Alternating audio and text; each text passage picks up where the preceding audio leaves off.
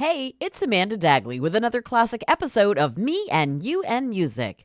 This show originally aired June 26th, 2022 on FM radio to celebrate Faith No More's Angel Dust turning 30 a few weeks earlier. Since this was for a radio broadcast, I have since edited out the original songs and instead made a playlist for you to follow along with the flow of the show. You can either pause during the musical interlude I provide and play the songs during the show, or wait until the end. I have included live cuts in the playlist to give it a more well-rounded update on the show. There's some memories that I couldn't or didn't touch on when I first recorded the show. Angel Dust was released the summer between my 9th and 10th grade years. I spent a lot of that summer hanging out in our kitchen, the large country kitchen window draped with a bedsheet, my mom's attempt to keep the kitchen cool in the blazing summer heat. That kitchen was also home to the family's only very small TV and VCR. I'd often make a blanket nest on the floor under the kitchen table with my VCR mixtape popped in and ready to go so I could tape bits of MTV and rewatch things over and over. I'm glad I wasn't the only 90s teen who did that, because those who grew up to be more tech-savvy than I have uploaded many of the same clips I've taped over the years, and now I just search YouTube and watch things I remember. They're a little blurred in my memory, but memory's still pretty vivid, because these clips were rewound and watched repeatedly. One of the clips I mentioned in this episode was when Faith No More was on Hanging with MTV. I'm grateful that I can now watch the whole performance and interview, and when I watch it during the summertime, like I did today, I almost feel like I'm sitting on the kitchen floor again, in the icy cool shade of a bedsheet bought from Green Stamps. Rewatching it made me wonder about the kids who were fortunate enough to be part of that audience, and where they are today. Do they tell the story of how they saw Faith No More live on MTV in the summer of '92? I also noticed a lot of MC Escher shirts in the crowd. Here's me in mine sometime during the winter of 1992. Did you have one? Another unshared memory was the frequent trips to my Gram's house in Peru in the summer of 1992. I would go there and wait for my sort of boyfriend at the time to come home from Upward Bound. I would listen to Angel Dust on my Walkman and sit in the rocking chair on Graham's screened-in front porch that overlooked Main Street. When he'd finally show up, we'd sneak away for a walk, which often resulted in us hiding in the backyard and dry humping while getting eaten alive by mosquitoes. We didn't last very long, though. Only a few weeks later, I learned through the high school grapevine that he'd found somebody new to dry hump. I have so many good memories of this album, and it means so much to me. I listen to some part of this album at least weekly, and I've done so pretty much since its release 32 years ago. I don't have a lot of photos of myself in the time period discussed in this show, but this is fairly close. Peep that old school Diet Pepsi bottle. This was taken before my style evolved into my wearing a pair of my mom's baggy black birdwatching shorts in an attempt to recreate Patton's outfit from the Hangin' with MTV performance. I wore those shorts so much that summer. This was my radio love letter to one of my most favorite albums. It's simply my experience with some facts sprinkled in. Happy birthday, Angel Dust. Enjoy the show. Hey, it's Amanda Dagley, and welcome to another Me and You and Music. There are some bands that I listen to at certain times of the year, and there are some albums that I listen to at certain times of the year. Faith No More is a band that I listen to year-round, but a couple of their albums stand out for me as summertime albums. Faith No More became my favorite band back in 1990. Their album The Real Thing was released the year prior in 1989, but I really didn't get into Faith No More until the explosion of the video Epic on MTV. Just about every time you would turn on MTV that year, you would see Faith No More's Epic video. And then that was followed by Falling to Pieces. And they were the darlings of MTV. Every time there was an award show or something, Faith No More was at it. And I liked them. I thought they were so interesting and fun. And I had spent most of my life, really up to that point, really being into heavy metal. My favorite band up to that point was Iron Maiden. So Faith No More was a different sort of sound for me, but it was kind of like my own metal, not the metal that I grew up with through my sisters and her friends. So I played The Real Thing to absolute death and loved it, wanted to be Mike Patton. If you knew me in high school, you knew that I spent a couple years dressing like Mike Patton of the era of The Real Thing and Angel Dust, which is the album we will be discussing tonight. Being obsessed with the album The Real Thing, which then led me into going into their back catalog, which was their first two albums, We Care a Lot and Introduce Yourself, really made me like Faith No More as a band. And I'm not going to lie, I can sit here and tell you that I like them because of their musical integrity and all that stuff, but in 1990, I was 13 years old, and Mike Patton was the hottest person I had ever seen at that point. There's a certain point in the Epic video where he pulls his hair back and smiles at the camera. Goodness gracious. So I developed a crush on Mike Patton. But then that led me really, as a longtime music fan, to really explore them. And they had such a unique sound that it didn't sound like anything I had ever heard before. And if you take the singles from The Real Thing, and those are fantastic singles, and then you dig into the deep dark parts of The Real Thing, you start to understand that they are not your average band, at least not anything that was happening at that point in music. So I played The Real Thing for 2 years, just like a lot of Faith No More fans. And there are Faith No More fans that happened, of course, before The Real Thing came out. But the majority, I think, of people, at least people my age, got into Faith No More because of the video Epic and then buying the album. So we all sort of kind of grew up with Faith No More if you are of a certain age. And if you really locked into them as a fan, you were very, very impatient and you wanted more music like that album, or just to hear something. Honorable mention, though, Introduce Yourself is a great Faith No More album that you should check out. It's a little more raw, not as polished as these albums became, but I would say check it out for some extra credit. This is not a program about The Real Thing, although it did just celebrate its 33rd birthday earlier in June. So yes, Faith No More brings out all kinds of emotions, good emotions for me, because they definitely changed the trajectory of my musical tastes. But I associate them with summer because the two big videos that were released from The Real Thing came out in summertime, and I was just, that's summertime to me. That is 1990 to me. We're talking board shorts and baseball caps on backwards, fluorescent colors, and wearing double watches. That was what that is to me. It's very quirky. Faith No More was what I thought California looked like when I would picture it in my head sitting in my bedroom in Ausable Forks at the age of 13. So I waited for this new album to come out. And then in May 1992, Faith No More released the video for the song Midlife Crisis. And I remember watching the world premiere on MTV.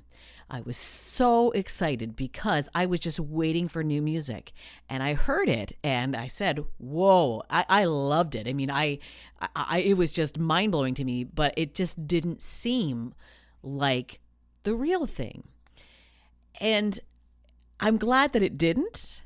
And learning what I have learned over the years of being a Faith No More fan is that I'm glad to know that Faith No More didn't want it to sound like The Real Thing either. And we'll talk about the comparison between what they did with Angel Dust and what was done with The Real Thing through the course of the show. But the very first exposure I had to anything off of Angel Dust was the song Midlife Crisis as a world premiere video on MTV in May of 1992. And it just was something that I will remember for the rest of my life. Here's Midlife Crisis, Faith No More, on Me and You and Music. It's important to note that Mike Patton was 23 years old when he wrote that song. And he said it's based on observation and a lot of speculation. And it's not about having a midlife crisis because he didn't know what one would feel like. But it was also loosely based on Madonna because he had been seeing her an awful lot on MTV and just had a reaction to her presence. And there is actually an interview that he did in 1992 where he drops that on the interviewer that song was about Madonna. I don't know if Madonna ever saw that or if she even cares who Faith No More is, but that was a pretty provocative thing to do in the era of 1990s MTV. It's hard for anybody who didn't grow up in the era of MTV where they actually played music videos to understand the importance of how MTV was a lifeline to kids like me who grew up in outside of city areas and I was not able to see concerts or do things because just geographically it wasn't possible. So MTV provided me a window to music that I'd never seen before, especially through shows like Headbangers Ball in 120 Minutes. And the cool thing about Faith No More is that they were considered metal but alternative, so they were on both programs. So I got to see sometimes Faith No More on TV shows on different parts of MTV. But because of the popularity of this long-awaited Faith No More album that summer, they were on MTV constantly once again. That meant that they were put on different shows on MTV that were not just the late night hours for the metal and alternative music. They were put on in prime time, MTV time. For a very short period of time, so short that I can't even find any evidence of how long this show actually ran on MTV, there was a program called Hangin' with MTV. Now, I don't have the greatest memory, but I kind of think that this show was on from maybe like 11 or 12 till about 3 or something. And they had pretty big guests, and it was sort of kind of afternoon television for teenagers in the 90s. And since the 90s were such a strange mix of metal and grunge and pop and R&B, there was so much different music floating around at that time. There was a diverse amount of guests, but Faith No More got to be on it in July of 1992, July 20th exactly, and they had been hyping it up through promos on MTV. So being the VHS pirate that I was, I had my video cassette recorder at the ready, and I was going to tape it because it was the 90s, and it was the only way you were ever going to see it again, because it was on once and that was it. So I was ready to go. I had sat there and was going to tape it, whatever. It was going to be interviews with the band and some songs. Now, I haven't seen this in a long time, so I don't remember if they played and then did the interview or what. But the very first song that they did was Midlife Crisis. They followed it up with A Small Victory, which was the second single of the album that summer. And the third song was Caffeine. Now, I'd only had the album for a few weeks when this finally showed up on MTV, so I was getting familiar with the album and listening to it a lot, but it was the live performance of Caffeine that just knocked me out on this episode of Hangin' with MTV.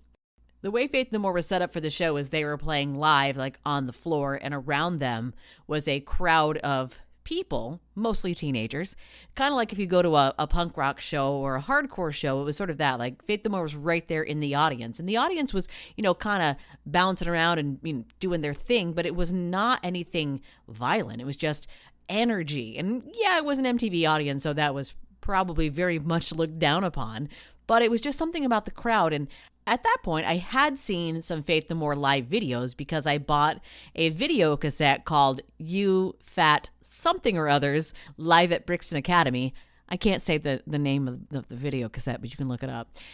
And I'd watch that all the time too. So I knew what Faith No More looked like live, but it was the first incarnation of Mike Patton with Faith No More when he kind of had to fit into the spaces that were there for him when he took on the role as lead singer and writer for The Real Thing. But Angel Dust was different because Angel Dust was Mike Patton really showing what he could do.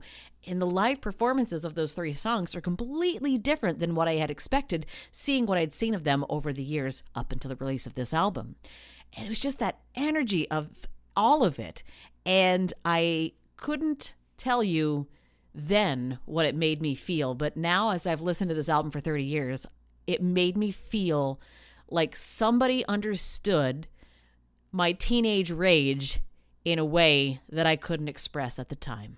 Another note about this song being on Hangin' with MTV, there is a very much pronounced F-bomb that is at the end of the song that, because it was on MTV, I assume live, but maybe it wasn't on a delay because I remember this happening, with a very audible F-bomb being done by Mike Patton at the end of the song. So, through modern technology, you'll be hearing an edited version of this song because I'm going to do what MTV didn't but probably should have.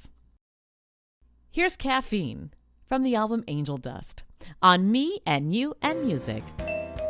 In June of 1992, when this album came out, I don't remember the exact day I got it, but I'm pretty sure I got it within the week. It was released on a Monday, and I don't think my mother would have brought me to Plattsburgh during the week, but maybe on a weekend.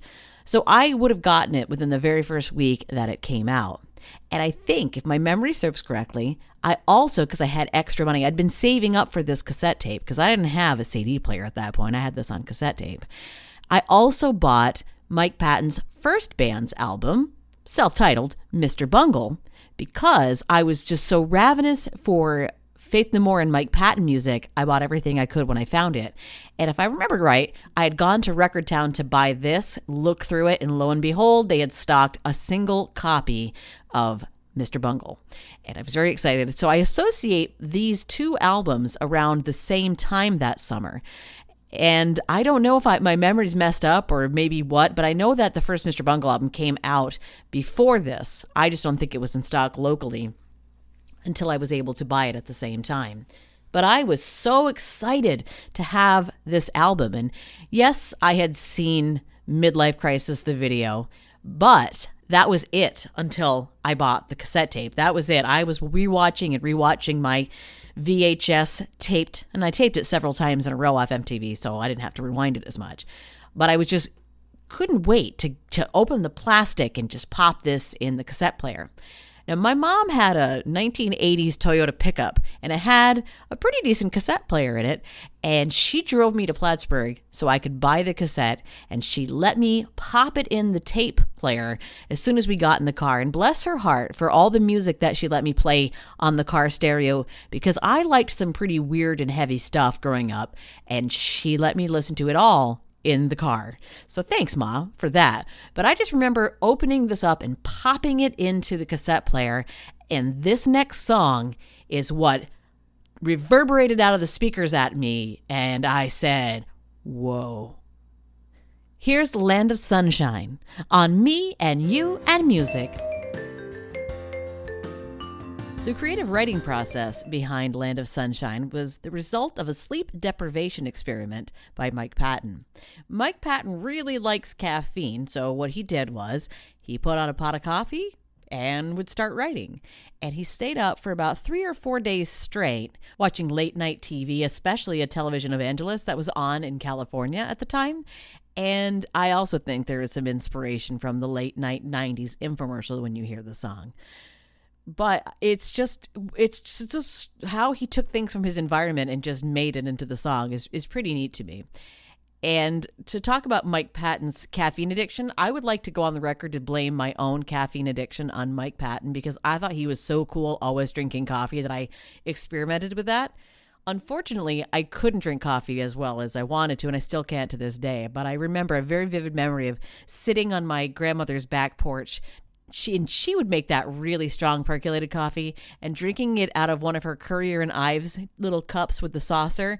And it was at that point probably more milk and sugar than it was coffee. And I thought I was so cool, like Mike Patton drinking coffee. Mind you, at the time, I was 14. So I thought I was way cooler than I actually was. Then I switched to 90s Jolt Cola, and that's where I stayed. But to celebrate the recording of tonight's show, since I can't drink coffee, I decided to drink an awful lot of Mountain Dew, which was also one of my favorite drinks of choice in the 1990s. When I was spending an awful lot of time with this album, I also was buying a lot of rock magazines, because Faith No More not only was on MTV, but they were in all the rock magazines. It also didn't hurt that they were going on tour as the opening act for the Guns N' Roses Metallica co-headlining tour that was going on that summer. Another interesting thing about Faith No More being chosen as the opening act. Originally, Axl Rose had wanted Nirvana to be the opening act. Kurt Cobain turned him down, and then Faith No More was chosen. And it really wasn't a good fit for Faith No More. As a matter of fact, Guns N' Roses treated them quite poorly, and in September, they were kicked off the tour. Going back to just how influential MTV was on the generation of kids that grew up watching it as music television, which is what it was intended to be, I think that a lot of us were impacted very profoundly by what we saw. And when Faith No More started out with Mike Patton, he was quite young. He was only 20 or 21 years old. So he was just like the rest of us watching MTV. And I think it was kind of unsettling and overwhelming and even surreal for him to see himself being made out to be an alternative rock heartthrob, really. And I think that the resentment that built up around being in the spotlight and touring so much with The Real Thing, when they regrouped and were able to make a new album with a new sound, that's exactly what they did. I've recently watched some interviews with the band as they reflect on 30 years of Angel Dust, and they all have a very similar theme when they say, we wanted to do something different. We didn't want to do another Real Thing. A review of the album that came out around the time Angel Dust was released, it was called the most non-commercial follow-up to a hit record ever. That's really not far from the truth. But for this non-commercial follow-up, it was called an Album of the Year in 1992 by 7 different publications in 4 countries. And even though Kerrang! Magazine initially gave them a kind of meh review, they named it the most influential album of all time. The next single to be released from Angel Dust that summer was A Small Victory. This video was just a gorgeous thing to see. In an interview with the band that was done by MTV around that time, they're all wearing suits, because in the video they're wearing suits. They were just talking about how slick and produced it was. And Mike Patton basically said it looked like a perfume commercial. And I have never forgotten that. If you've seen the video, you know what he's talking about. And if you end up watching the video as a result of this show, you'll know what he means instantly when you see it. Mike Patton's dad was a coach, and he has said that the inspiration for this song was his dad. He grew up and he always wanted to win, and he found out that he can't win every game, and that was the inspiration of this song. And for anybody who has ever been frustrated by just trying so hard to achieve something and you can't, this song will make an impact, especially the line, "It shouldn't bother me, but it does." A Small Victory from Angel Dust by Faith No More on Me and You and Music. As I reflect on this album and the impact it made on my life, I have some memories about it that I'd like to share. I have a very vivid memory of the night that I got this album, sitting in the front seat of my mom's pickup truck. We had stopped by Agua in Peru. If you are from Peru or the area, you know exactly what I'm talking about and what that parking lot looks like.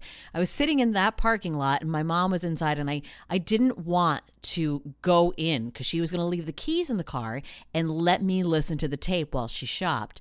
So I just remember sitting there in that late afternoon kind of hazy sunshine that you get on a really hot June day, just looking at this album and listening to it and just examining every inch of the J-card insert to see if there was something new I could learn about Faith No More. I have another memory of driving down the Northway with my mom on a summer evening, again where it was nice and sunny, looking out over the farms that are alongside the Northway between exits 35 and 36. And I'm looking out the window and I'm listening to Smaller and Smaller, which is a song about farmers and drought and devastation. And it was just a powerful moment for me because even though I didn't quite understand the meaning of the song at 14, as I've grown up and listened to it more, I get it more. And it was just such a profound moment for me that every time I hear that song, I can close my eyes and I can see the sun and the farmland out the car window. Faith No More's television promotion for Angel Dust didn't just exist solely on MTV. In January of 1993, they went on The Jay Leno Show to perform 2 songs. If you're wondering if I had my VHS tape at the ready, yes, I did, and I managed to catch both songs on tape. The first one they did was Midlife Crisis, which made sense because that was the first single from the album. But they chose to perform a cover that they had released just a few weeks before at the end of December of a song that you probably know, and that's Easy by the Commodores. Throughout the band's history, Faith No More has done some pretty interesting covers. From the Commodores to Britney Spears, various television commercial jingles, and Black Sabbath. In a 1993 interview with Billboard magazine, Billy Gould said, "It feels really good to have a couple of thousand people flipping you off. Just to see the number of middle fingers go up when we went into Easy was amazing."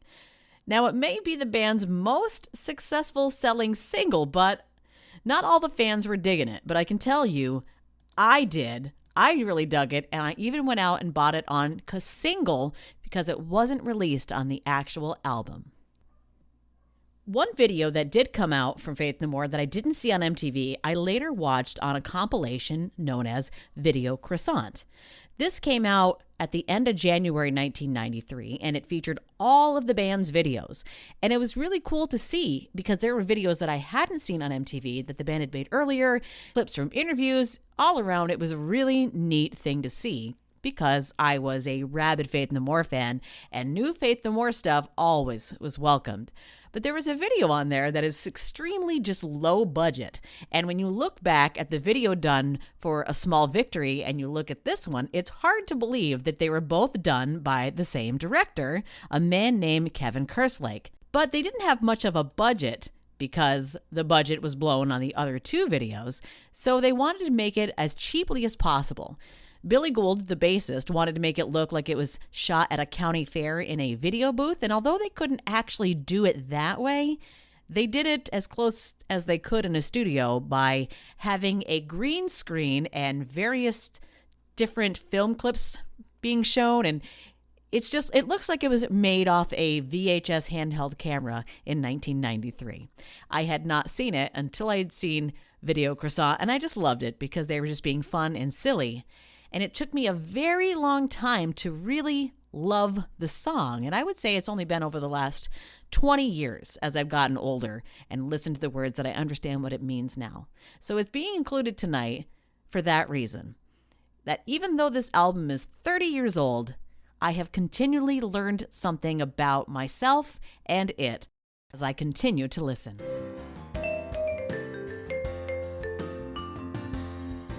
If you've enjoyed learning about Faith No More's album Angel Dust tonight, I recommend a nearly 4-hour-long look into the making of Angel Dust. It was filmed during the recording. It's a very intimate behind-the-scenes sort of look at it.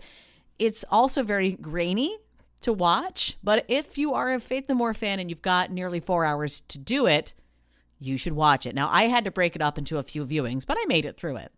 Also, there's a very good book about Faith No More if you want to learn more about the whole band called Small Victories, The True Story of Faith No More by an author named Adrian Hart.